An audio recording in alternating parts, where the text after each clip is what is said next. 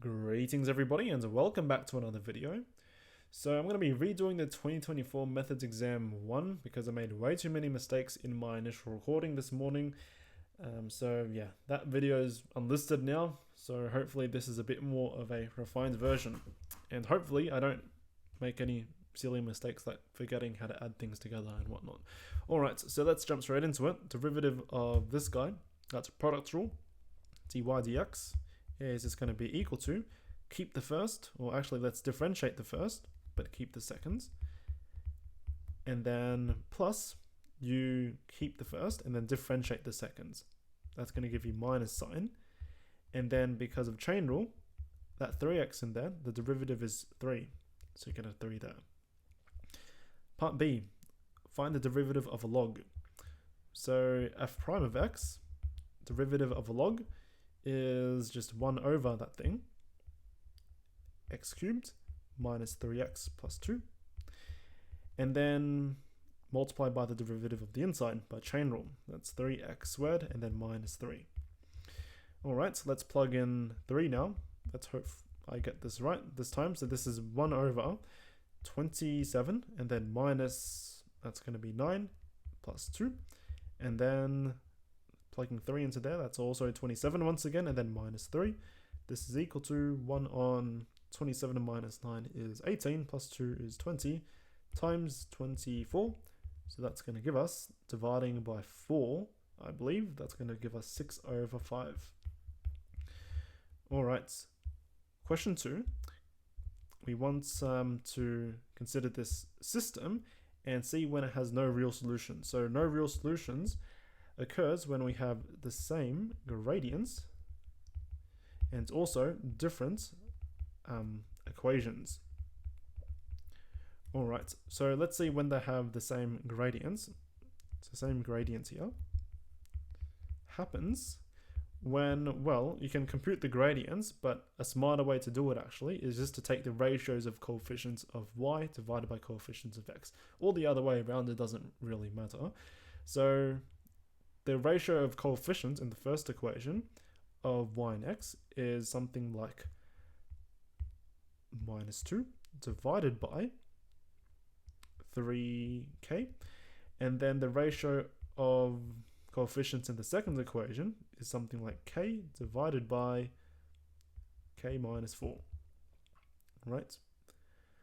So rearranging this gives us, it's going to be minus k minus 2k actually, and then plus 8, and this is equal to 3k squared. Rearranging this further, we get 3k squared plus 2k and then minus 8, that's equal to 0. So we can try to factor this now. Well, we know there has to be a k, and well, let's do 3k first. So there's 3k and then there's also a k. And what are the factors of 8? It's like 2 and 4. So what makes sense here? Well, it doesn't make sense for 4 to go here. Otherwise, we'll get a 12. That's too big. So maybe 4 goes here and 2 goes here. And now we want a 2k. So how do we get a 2k? You can do this and then minus this. So we want a minus and then a plus. That's going to be 6 minus 4, which is 2. Alright, so this is equal to 0. So this tells us that x either equals, k either equals to minus 2 or k equals 4 on 3. So these are the values for when the equations have the same gradients. And now let's try to see when the equations are the same equations. So by same equations, really an equation is the same even if you multiply everything by the same number. So you multiply left and right hand side by the same constants, because it defines the same line. Right? So how do you make sure these two equations are the same? Well, when they have the same gradients, well, what you can do is you can take the constants and take the ratio with either the y or the x. It doesn't matter, right? Because they have the same gradient, so it doesn't matter if you compare this ratio or you can compare this ratio over here. Right? So let's just do k plus 4. That's the constants on the right hand side divided by the coefficients of y, so that's minus 2. And let's equate this to the constant on the second equation, that's minus k, divided by k, right? But that's -1. So we have k plus 4 is equal to 2. So this tells us that k equals -2. So when k equals -2, that's when we have the same equation. But the thing is, we don't want the same equation, so we reject k equals -2. Therefore, k equals 4 and 3. Now, let's box the whole thing. All right, question 3. We want to sketch this truncus over here, and we want to label asymptotes as well as their intercepts. So asymptotes aren't too bad. We see x equals -3 straight away. So let's put that in. That's x equals -3. And then y equals -2, which is that vertical translation there. So we have y equals -2. And also x equals -3. Let's try to find x-intercepts now. So how do you get x-intercepts? Just set the thing equals to 0. But that's the same as solving 1 over x plus 3. But squared is equal to 2. So in particular, x plus 3 squared is equal to 1/2. So x plus 3 is equal to plus or minus the square root of 1 on root 2. So x equals -3 plus or minus 1 on root 2. So 1 on root 2, well, let's make the examiners happy and write this as root 2 on 2. Root 2 is like 1.4, so root 2 on 2 is 0.7. So actually your points are probably going to lie over here on either side of the asymptote. So let's label those. That's going to be -3 plus root 2 on 2, comma 0. And then -3 minus root 2 on 2, comma 0. Let's try to find the y-intercept as well. So this is just a g of 0. But if you plug 0 in, you get 1 over 9 and then -2. So this is 1 over 9 minus 18 on 9. So that's -17 on 9. So -17 on 9 is going to sit just above -2 there. So that point there, that's going to be 0, -17 over 9. So if you just connect everything together and try to make a truncus, you get this nice kind of shape. Like so. All right. So moving on, determine the area of the region bounded by the line x equals -2, the y-axis, which is over here, the x-axis, which is over here, and also the graph itself, which is down here. So this is the area that we want. This area right over here. So now notice this area is underneath the x-axis. So when you do the integral, you just got to remember to multiply by negative, because otherwise we get a negative area. So it's the negative of the integral from, that's going to be -2 up to 0 of g of x dx. But you can bring that negative into the terminals and flip them around. It's going to be 0 to -2. And g of x was 1 over x plus 3 squared minus 2, I believe. Yep, dx. So let's integrate. That's not too bad to integrate. So square brackets. Well, something over, well, this power of 2 in the denominator is a power of -2 actually. So using the power rule for integration, you increase the power by 1 to get -1. So that's really 1 on x plus 3. And because the power is negative, you also got to put a negative here. All right, and then we have a -2x as well. And then going from 0 to -2. So let's plug in the bounds. So plugging -2 in, what do we get? We get something that looks like -1 on -2 plus 3. And then we have -2, -2, and then minus. You plug in 0 now, so it's going to give us -1/3 it seems. And then, well, 2x's becomes 0.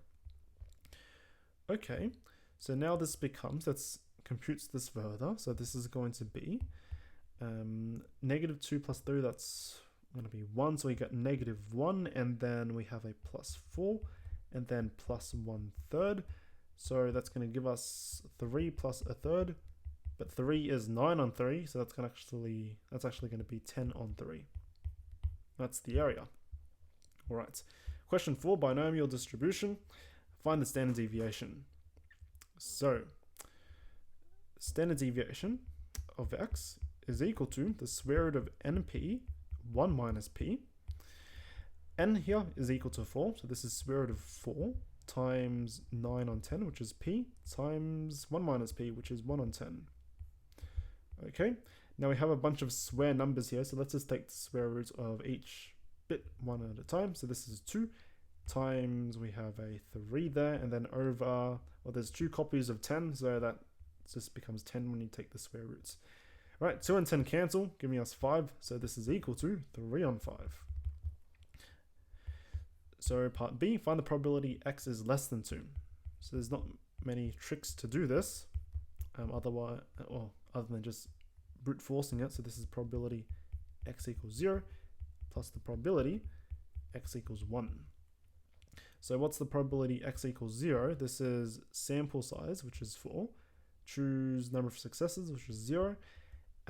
Probability of success, which is 9/10, to the 0, times failure probability raised to the complements. And then you do plus, same thing again. So sample size, choose success, success probability, number of successes, failure probability, number of failures. So this is equal to 4 choose 0 is 1, something to the 0 is 1, and then we have 1 over 10 to the 4, and then plus we have 4 choose 1 is 4, and then overall over here we're going to get 10 to the 4, and then, well, that's just going to be 9 there.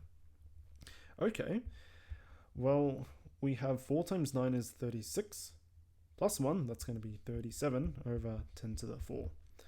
And 10 to the 4, well, what is that? That's going to be 1 with 4 zeros, so that's 1, 2, 3, 4, 10,000, so 37 over 10,000. All right, question 5.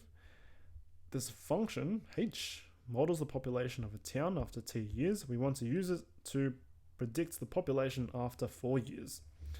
So that's just plugging in 4 into that t there. So h of 4 is going to be 3,000 divided by 5. That's a 600. A new function h1 models a population where h1 of 0 equals 0. So it has the same starting point, but h1 decreases at half the rate of h at any point in time. So let's write this out. So h1 decreases at half the rate. So that means the derivative of h1 is just equal to 1/2 of h of t derivative. So h of t is decreasing, h prime is decreasing at half the rates. So if we integrate to get some relations in terms of h, we get h of 1 of t is equal to 1/2 times h of t. Now, technically plus c on both sides, but we can move all the c's onto the other side, giving you just one constant on one side. Now, at t equals 0, what do we get? We get h1 of 0, but h1 of 0 is just h of 0, right? And this is equal to 1/2 of h of 0, and then plus c. And you can rearrange this equation, and you get 1/2 h of 0 is equal to c, so just moving this part over here over. But h of 0, that's just, well, plugging in 0, you get 3,000. So actually c is equal to 1/2 of 3,000, which is 1500. So therefore, what do we see? We see that h1 of t is equal to 1/2 h of t, and then plus 1500 from this equation we wrote over here. And you can read off the transformations quite easily. So the first transformation is a dilation by a factor of 1/2 from the x-axis. And then the second transformation, that's going to be a translation by 1500 units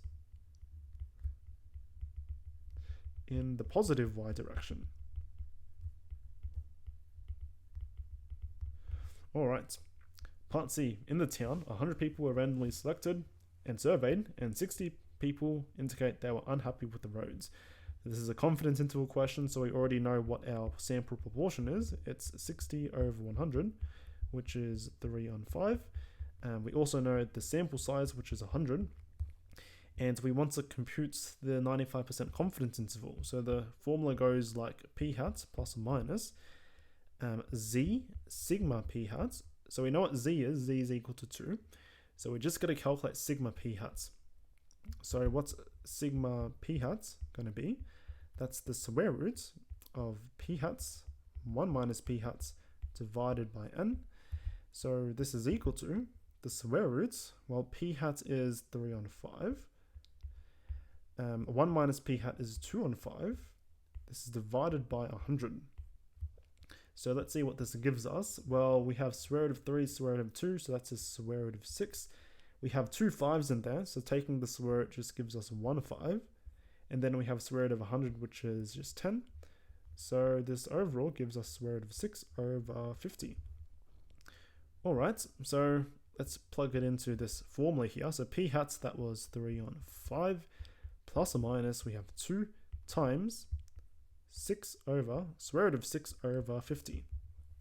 So therefore the confidence interval is 3/5 minus, we have square root of 6 over 25, and then 3 on 5 plus the square root of 6 over 25.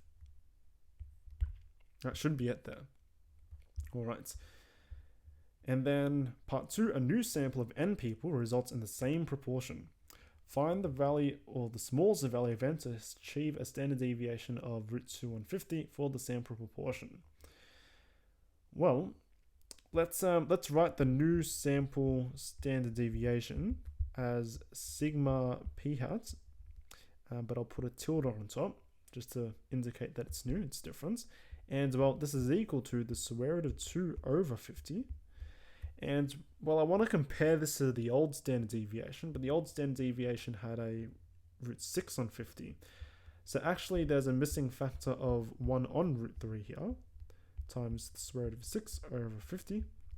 So if you just take √6 over √3, that's the √2 that we want. So this is 1 on √3 times the old standard deviation. But now notice that sigma p hat, the new standard deviation, we can write this as the square root of p hat. It's the same p hat mentioned by the question. So p hat 1 minus p hat over some new sample size, which is n tilde. Right, I'll just write n tilde for the new sample size. So this is new here. And well, we showed in the previous line that this is 1 on √3 times the old standard deviation, which was p hat once again, 1 minus p hat divided by, well, that's n. But if you combine the square roots together, this is p hat 1 minus p hat divided by 3n. So comparing this expression with this expression, what do we see?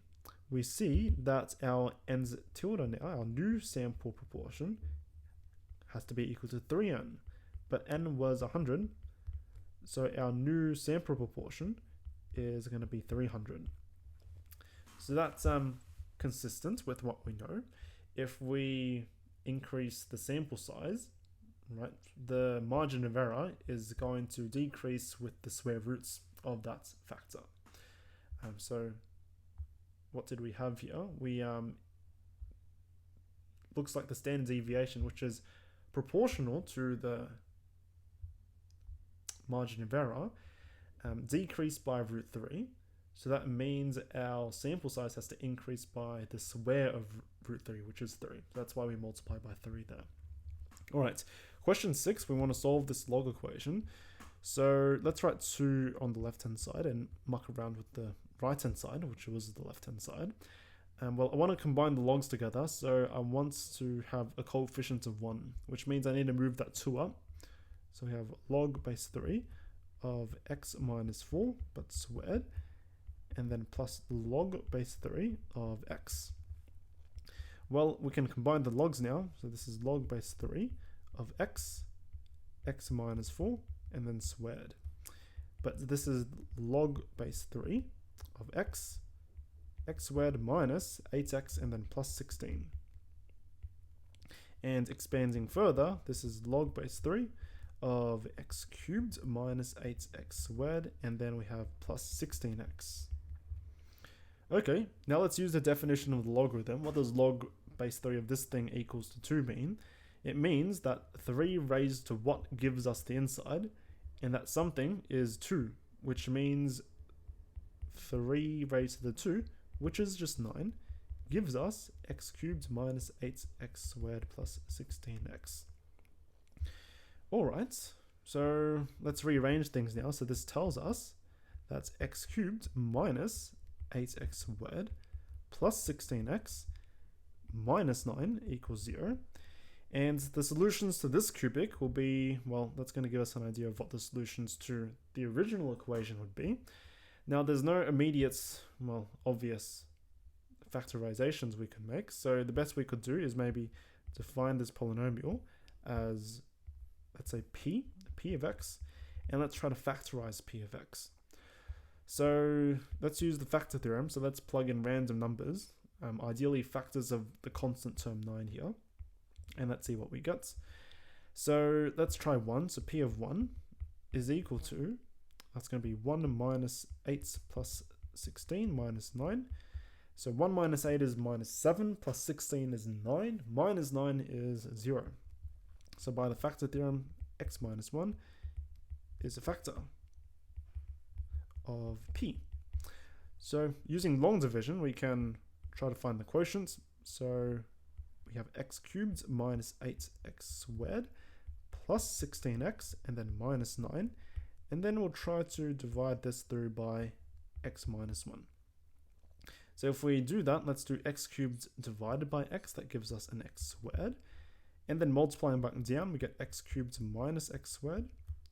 Subtracting, we'll get minus 8 plus 1, which is minus 7x squared. Bringing the 16 down, 16x. Taking the negative 7 over that x there, that gives us a negative 7 next. So negative 7x. Multiplying back down, we get minus 7x squared and then plus 7x. And let's subtract. So 16 minus 7 is 9x. Bring down the 9. And then 9x divided by x, that's going to be plus 9. And then we can multiply back down, and there's no remainder as expected. Alright, so therefore we can write p of x as x minus 1 times this quotient, which is x squared minus 7x, and then plus 9. So immediately we get x equals 1 as a solution, as a possible solution, but notice something. If you take a look at this equation here, we have an x minus 4 in the log, which means that x has to be greater than 0. Sorry, that's wrong. X has to be greater than 4. Or let's write this as x minus 4 is greater than 0. And also we want x is greater than 0 as well, but that's also covered by requiring that x minus 4 is greater than 0. So x minus 1, or x equals 1 is not a solution. So therefore, the other solutions must lie in this quadratic. So let's try to solve this quadratic now. So let's try to find the roots of x squared minus 7x plus 9. So using the quadratic formula, we have x equals minus b, which is 7, plus or minus the square root of 49 minus 4 times a, which is 1, times c, which is 9, divided by 2. So this is equal to 7 plus or minus the square root, 49 minus 36 is 13, divided by 2. And remember, we want these solutions to be greater than 4, right? So let's do these solutions minus 4 and test if it's greater than 0. So x minus 4 is equal to 7 plus or minus square root of 13 over 2 minus 8 on 2, which is minus 1 plus or minus square root of 13 over 2. So if you take a look at the negative solution, notice that minus 1 minus root 13 on 2 is definitely less than 0, which is bad. But minus 1 plus root 13 over 2, since root 13 is greater than 1, this is greater than 0. So since root 13 is greater than 1. So therefore, the positive solution works. So we got to take x equals 7 plus the square root of 13 divided by 2 as the answer. All right, question 7. Part of the graph of f is shown below. Use the trapezium rule with a step size of pi and 3 to determine an approximation of the total area. So what's the area formula for trapezium method? It's equal to, we do 1/2 times step size, which is pi on 3, times. And then we count the values of f at each of these partition points. So we want to do f of 0 plus, now for every point on the inside here, we count it twice because it's part of 2 trapeziums. So this is 2 times f of pi on 3, and then plus 2 times f of 2 pi on 3, and then plus just 1 times f of pi. Now f of 0, that's just going to be equal to 0, obviously. And f of pi, well, plugging pi into sine, you get 0, so this is also 0. So this is going to give us pi on 6 times, we have 2 times. What's f of pi on 3? Well, that's going to be pi on 3 times the sine of pi on 3, which is root 3 on 2, plus 2 times f of 2 pi on 3, which is, well, you do 2 pi on 3, times sine of 2 pi on 3, which is again root 3 on 2.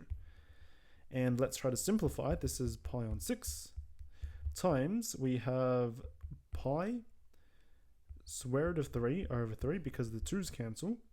And then again, the 2's cancel, but we still have that 2 pi root 3 there over 3. Right, and if you simplify this, this is pi on 6 times, well, we have, that's going to give us 3 pi root 3 in the numerator, but it cancels with the 3 in the denominator, giving us pi root 3. So overall, that's going to be pi squared root 3 over 6. And that's the approximated area.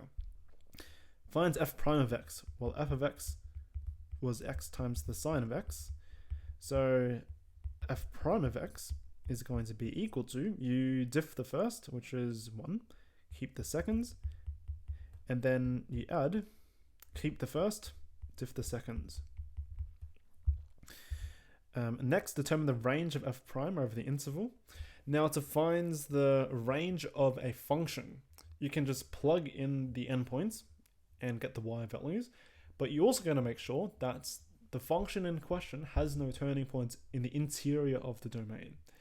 Now, what does that mean in this context here? We don't want f prime to have turning points inside of this interval, right? But the turning point of your derivative corresponds to inflection points. So in particular, we don't want inflection points in this interval.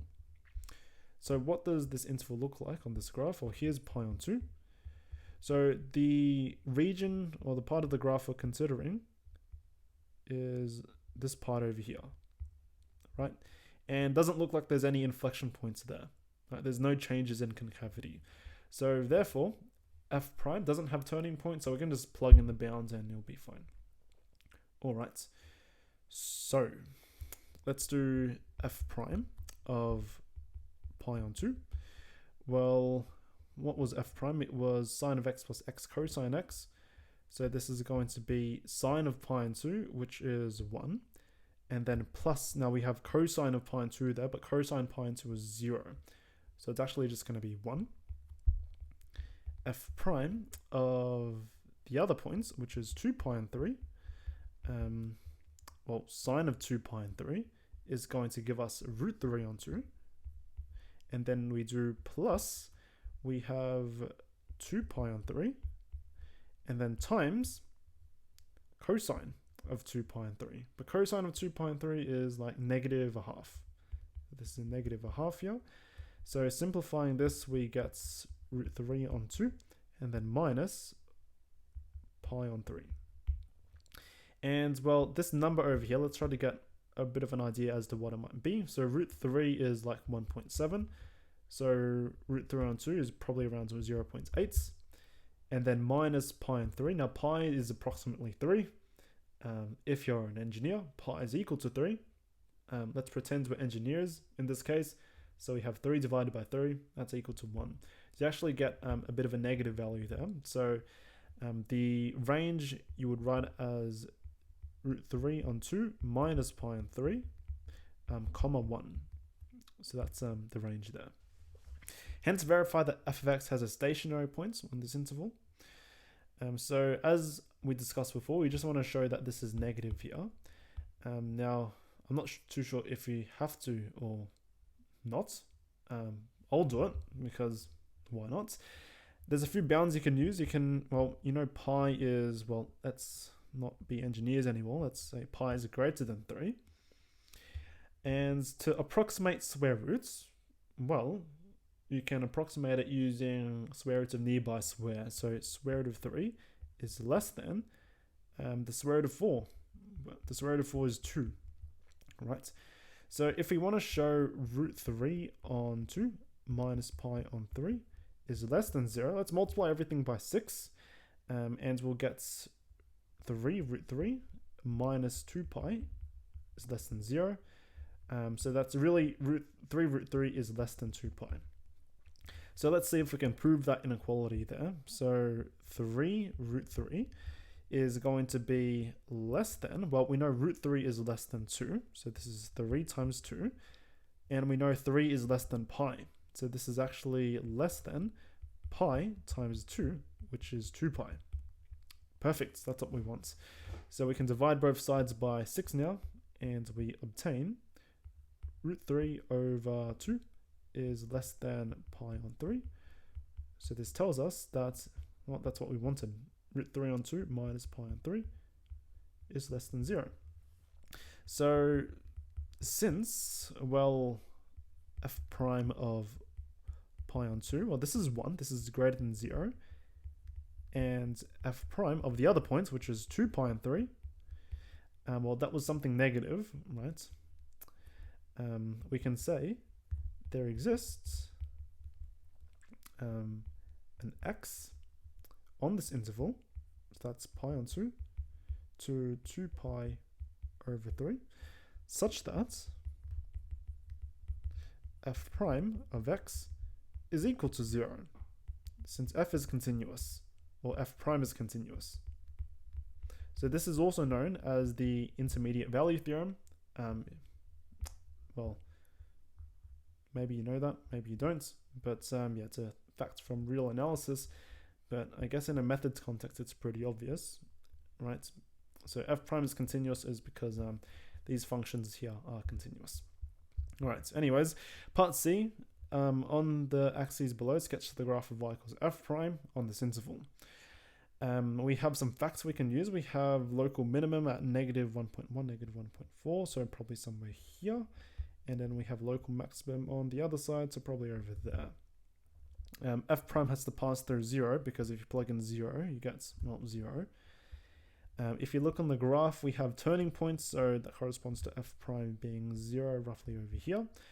So all that's left for us to do is to calculate f prime at the turning points, or sorry, at the end points. So what's f of pi? F of pi is sine of pi, which is 0, and then plus pi, and then cosine of pi. But what's cosine of pi? That's equal to negative 1. So that's negative pi. And f of negative pi, well, again, it's 0, and then we do minus pi, and then cosine of minus pi. Again, a cosine of minus pi is negative 1, so this gives us pi. So the endpoints are actually going to be at pi comma negative pi, so probably somewhere here. And also negative pi comma pi, somewhere up over here. And I'm using open points because, well, our function, our original function, is only defined on this interval, and you can't take the derivative at an endpoint. So we can just connect the dots together and hopefully get a roughly nice and smooth curve to something like this here, hopefully. Or maybe you can do a better plot than I did. So this is minus pi comma pi, and also pi comma minus pi.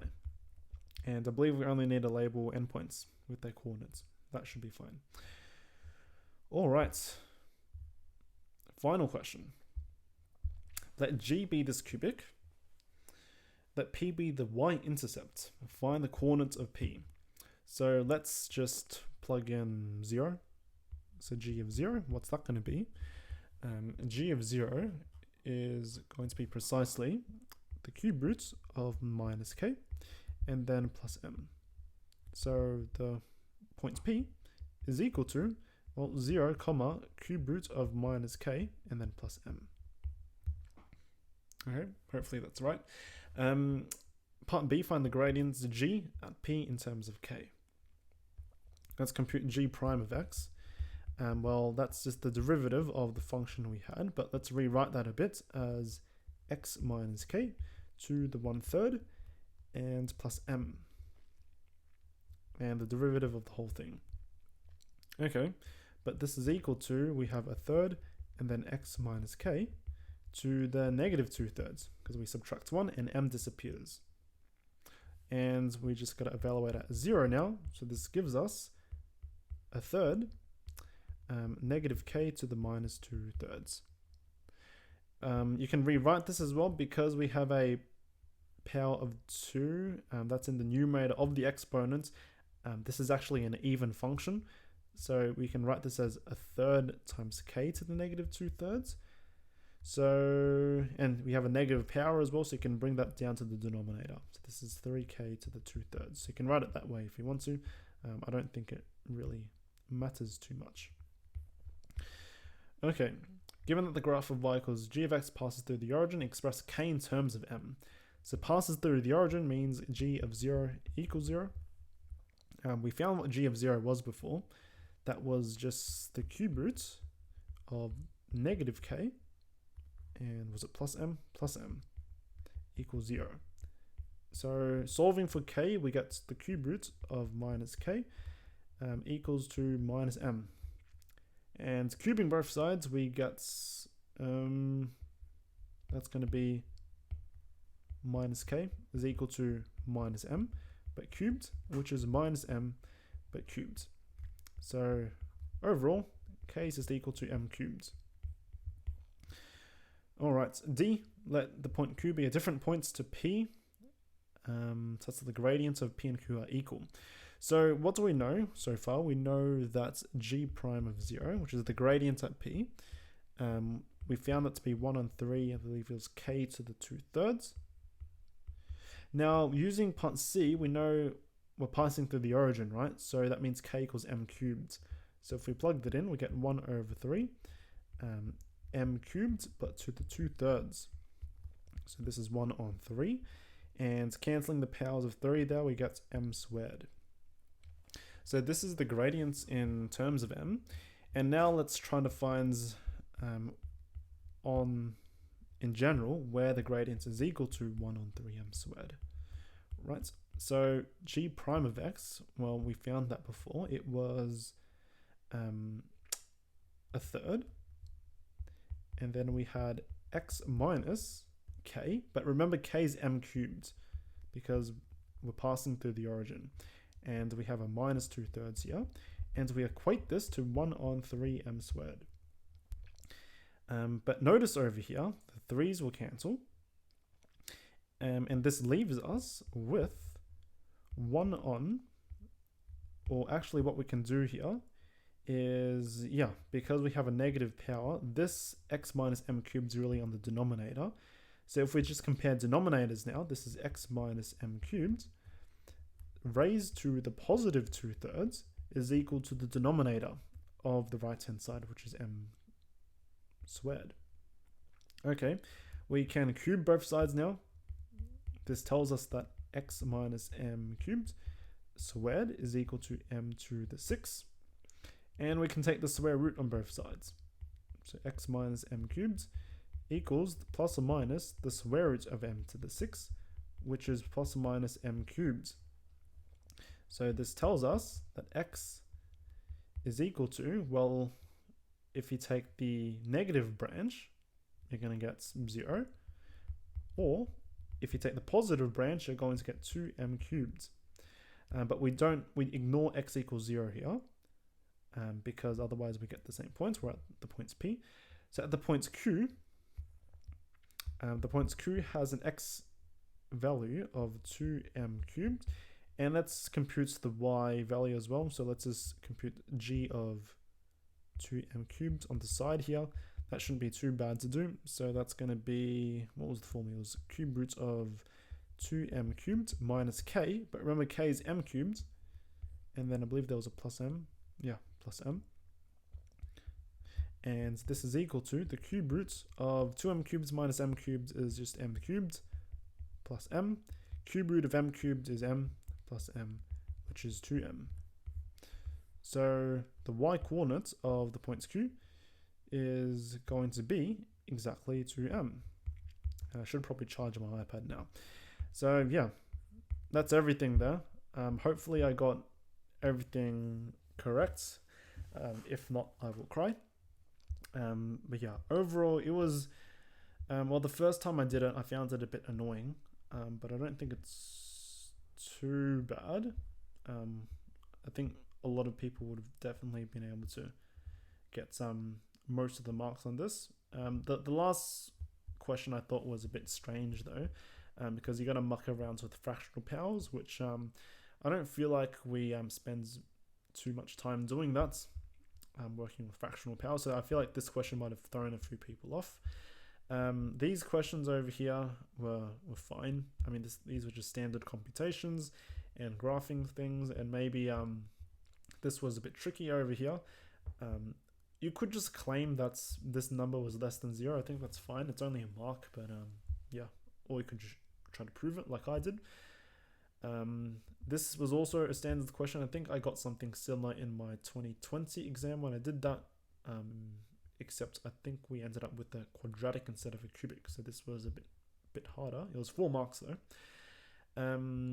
Yeah, question 5 was a bit strange. You kind of transition from, it's not even a transition, you go straight from doing all this weird, I don't know, function stuff with derivatives to, yeah, confidence intervals. And yeah, this was also, this question was fine. Yeah, these were pretty routine questions, I'd say. Even this one as well. I'm not too sure if you see this too many times in exam 1, but I've seen them in multiple choice exam 2. There's also a CAS program to do that. And yeah, so overall, not a bad exam. I did find it a bit annoying though. It was a bit tedious at some points. I didn't find it very interesting though. Like, it was just routine and tedious computations, I guess. Yeah. Anyways, that's all for this video. And yeah, I have typed up solutions as well, so I'll also link that in the description if you're interested. Otherwise, yeah, if you're watching this before exam 2 tomorrow for some reason, then you should probably go to sleep and rest up well. And yeah, good luck for exam 2. I might make an exam 2 video depending on how much time I have. I also have an exam tomorrow and the day after, so if I have enough brain cells after, then I might make a video. Otherwise, you might have to wait for the weekends. Alright, so that's all for today. Best wishes, and I'll see everyone in the next one. Bye bye.